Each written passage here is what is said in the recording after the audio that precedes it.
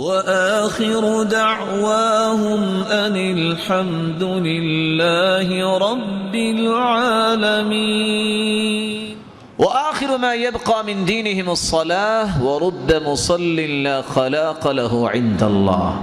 لوگوں کے پاس آخری چیز ایک نماز رہ جائے گی، اور کتنے لوگ نماز ایسے پڑھیں گے کہ قیامت کے دن ان کو کچھ بھی اس کا ثواب نصیب نہیں ہوگا. اللہ ہم سب کو محفوظ فرمائے. اس لیے ایوب انصاری رضی اللہ تعالی عنہ سے روایت ہے، اللہ کے رسول صلی اللہ علیہ وسلم نے فرمایا اذا قمت فی صلاتک فصل صلاة مودع. جب نماز پڑھو تو آپ کی کوشش یہ ہونی چاہیے شاید دوبارہ زندگی میں نماز کا موقع نہ ملے، یہ آخری نماز ہو. اگر تمہیں نماز میں یہ خیال آتا ہے کہ میں نے فلاں چیز جا کے تیار کرنی ہے، فلاں چیز جو ہے میں ہی کر سکتا ہوں، تو تمہیں خالق و مالک کی وہ صفت بھول گئی ہے کہ تخلیق تو ذمہ داری ہی اللہ کی ہے.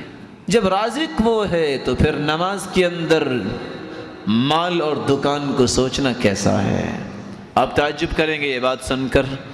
نماز عصر ایک شخص نے پڑھائی، 3 رکعتوں کے بعد سلام پھیر دیا.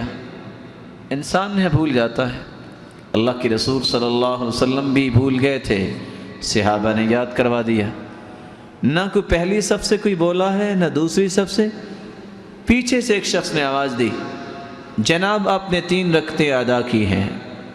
سارے لوگ تعجب میں، 3 رکعتیں کیسے؟ پوچھا، کوئی نہیں بول رہا. کہا آپ کو کیسے پتہ چلا؟ کہتے کمال کی بات ہے، ہر روز عصر کی نماز میں میری 4 دکانیں ہیں، میں 4 دکانوں کا حساب 4 رکعتوں میں کرتا ہوں. ابھی 3 دکانیں ہوئی ہیں، میری 1 دکان بچ گئی ہے. آپ تعجب کریں اس بات پہ کہ اس نے پہچانا 3 رکعتوں کو تو کس انداز سے، اس کو پتہ ہی نہیں ہے کہ نماز کیا ہے. اگر انسان کو یہ پتہ ہو کہ مالک الملک کی صفت ہے، رازق وہی ہے.